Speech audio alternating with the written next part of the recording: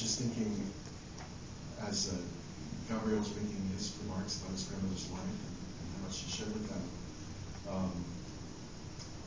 my wife is also from another country, and her parents lived there.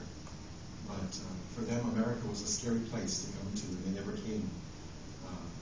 But your grandmother, she had already visited 2 continents in her life. She grew up in Europe. She made the bold decision to go to South America, and then she came to North America because she had grandkids, and she wanted to be connected to her daughter and her grandchildren's lives, to the future. So, in that regard also, we're celebrating the faith it took to make those kind of big steps.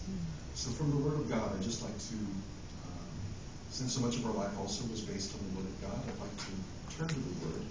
From Ecclesiastes, we have the assurance that the dust will return to the earth as it was, and the spirit will return to God who gave it. And I'd also like to read a passage of it. The Lord is my shepherd, I shall not want.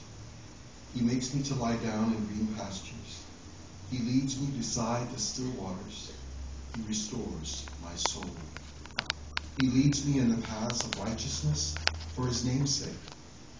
Surely goodness and mercy shall follow me all the days of my life, and I will dwell in the house of the Lord forever.